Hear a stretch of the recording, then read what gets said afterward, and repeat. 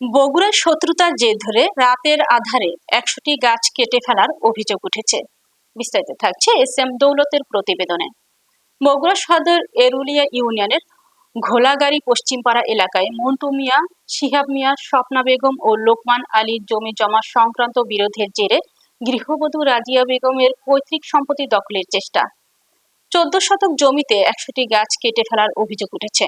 এই ঘটনায় ভুক্তভোগী রাজিয়া বেগম বাদী হয়ে ৪ জনের নাম উল্লেখ করে বগুড়া সদর থানায় লিখিত অভিযোগ দায়ের করেছেন। ভুক্তভোগী রাজিয়া বেগম বলেন, আমাদের প্রতিবেশী মন্টু মিয়ার সঙ্গে দীর্ঘদিন ধরে জায়গা জমি নিয়ে বিরোধ চলছে। পৈতৃক সূত্রে জমির মালিক আমি। এই জমি আমি দীর্ঘদিন ভোগ করে আসছি, কিন্তু জোরপূর্বক আমার সম্পত্তি দখল ও গাছপালা কেটে নেওয়ার জন্য বিভিন্নভাবে হুমকি দিয়ে আসছিল। এ সময় স্থানীয়ভাবে সালিশ মীমাংসা হলেও প্রতিবেশী মন্টু মিয়া তা মানছিল না।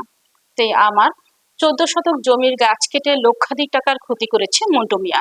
এলাকাবাসী বলেন, জায়গা জমি নিয়ে দুই পরিবারের মধ্যে বিরোধ আছে, তাই বলে গাছ কেটে ফেলা ঠিক হয়নি।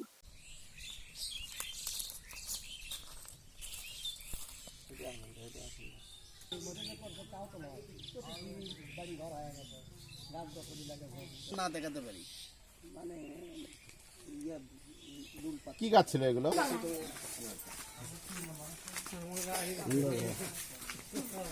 আমার এই গাছগুলো আমি থাকি পার্শ্ববর্তী, এখান থেকে ৪ কিলোমিটার দূরে। আমার সাথে কোনো শত্রুতা নাই। আমি ওখান থেকে ফোনের যোগাযোগে শুনতে পাই যে আমার গাছগুলো নাকি আমার চাওয়াতো ভাই খুব হারে ভাঙ্গে। অনুমানিক এখানে গাছ তো প্রায় ১০০-১৫০ মতো ভাঙ্গিছে। তা অনুমানিক ধরে যান ৭০-৮০ হাজার টাকা একটা ক্ষতি হয়ে গেছে আমার। এটা একটা সুস্থ বিচার চাচ্ছি। মন্টু আর শিয়াব ওরা বাপ বেটা দুইজন আলু আসে আগে বেড়া ভাঙলো, বেড়া ভাঙে তারপরে ইয়ে করবে নিলে গাছ খালি সমানে উকড়েছে, বুঝলে? গাছ বসালে ভাঙলো, আর ছেলে ও মুড়ে যায়, ওই মুড়ো ছেলে ভাঙলো, এই মুড়ো নিলে ভাঙে উকড়ে নিয়ে ৫-৬টা গাছ বড় বড়, এত বড় বড় গাছ ৫-৬টা তাকে নিয়ে ওই হাতত করে নিয়ে যায়, ওই মুখে গাড়ির মধ্যে ফেলতে চাই। ওই গাড়ির মধ্যে যখন ফেলতে চাই তখন ওই মুখের মানুষেরা জানে যে এরা এলে কি করে কিভাবে করলো। তারপরে পাড়ার মধ্যে থেকে মানে ছুটে আসছে সবাই। মন্টু আমার ভাসুর হয়, তার সাথে আমার সম্পর্ক ভালো, কিন্তু সে কোন রাগের জন্য এরকম করে অত্যাচার করে গাছগুলো না কিছু বলে ভেঙ্গে চুরে তুষমার করতেছে, না হলো ১৫০-২০০ গাছ এখানে নষ্ট করে ফেলে দিছে।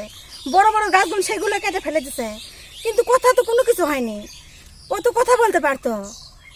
এরকম অন্যায় করার মানে কি? আমরা কি ক্ষতি করছো? আর আমি এগুলোর প্রতিবাদ চাই, বিচার চাই।